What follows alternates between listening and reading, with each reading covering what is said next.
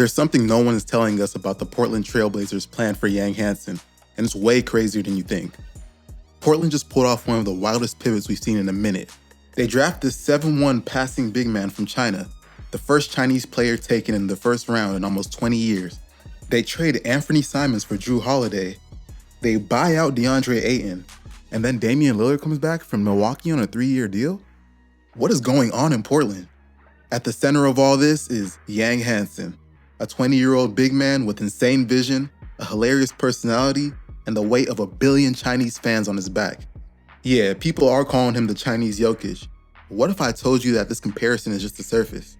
This video isn't just about Yang being the steal of the draft, which he very well might be. This is about the actual long game Portland might be playing. One that puts Yang, Scoot Henderson, and Dame Lillard on a collision course with real championship potential. Maybe just not right away. So let's talk about how this all connects. First, the offseason moves. The Blazers bring in Jrue Holiday, a seasoned veteran who just helped Boston win the championship a year ago. They bought out DeAndre Ayton to open up cap space for next offseason and to make room for their 2 young centers, Yang Hansen and Donovan Clingan. More on how they'll fit together later. And then they re-signed Damian Lillard on a 3-year deal, even though he's not playing until next season due to his Achilles rehab. Meanwhile, Scoot Henderson, Shaedon Sharpe, Denny Abdia, and Toumani Camara are quietly building chemistry together. This is not a tank, this is a reset with a very specific timeline.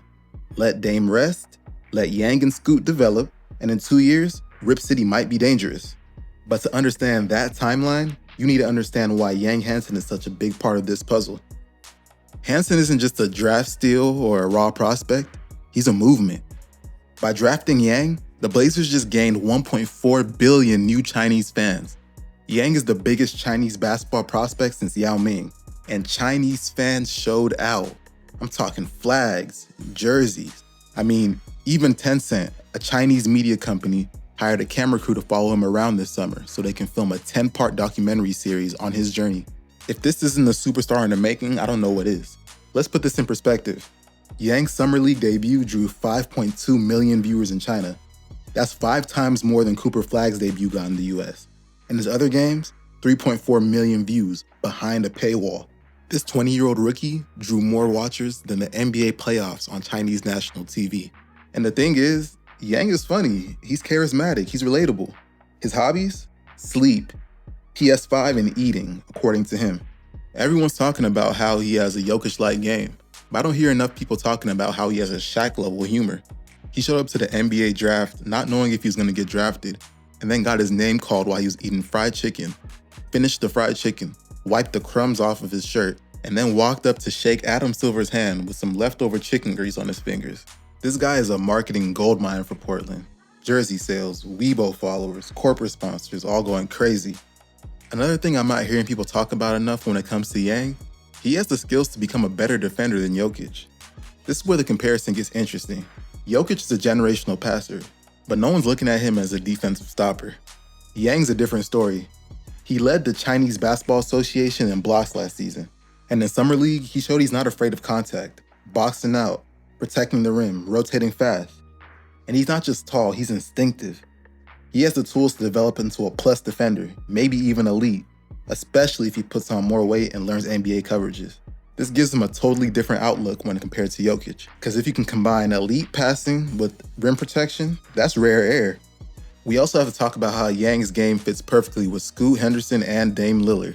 This is where it all clicks. You got Scoot Henderson, lightning fast downhill guard. You got Dame Lillard, one of the best pull-up shooters ever.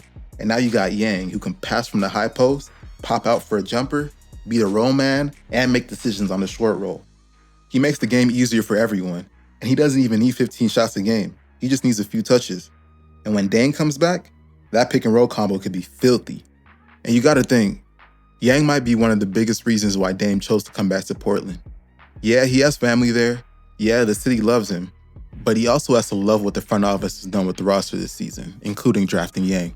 And even though Dame's going to be on rehab for his Achilles, he's going to be very involved this season.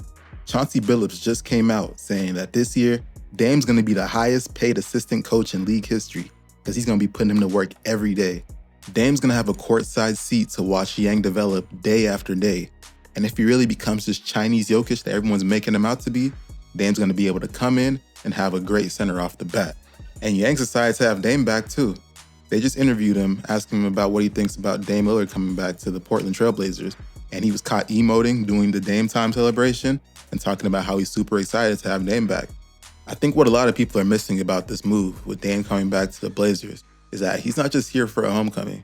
He sees a young core that can develop into a potential contender over the next couple years, giving him one last shot at an NBA championship. But we still have some unanswered questions about the Portland Trail Blazers. Is this the season that Scoot Henderson finally breaks out?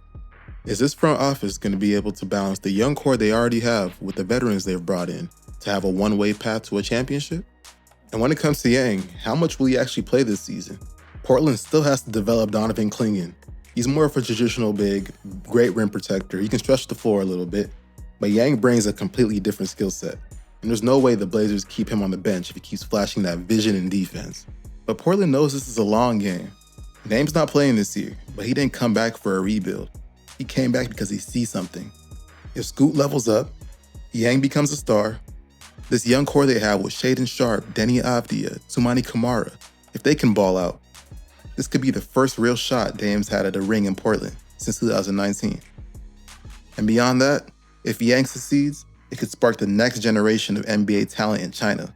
More players, more eyes, more opportunity. Damian Lillard is betting the final chapter of his career on this new Blazers core, and it starts with Hansen. This might be the boldest rebuild in the NBA, but if it works, Portland won't just be a team to watch. They'll be a global force. If you made it this far in the video, you the real MVP. We're just getting started on our journey for these breakdown videos. We're going to be doing a lot of basketball content. So if you're interested in this type of content, consider hitting that subscribe button, liking the video, and we're checking off until our next upload.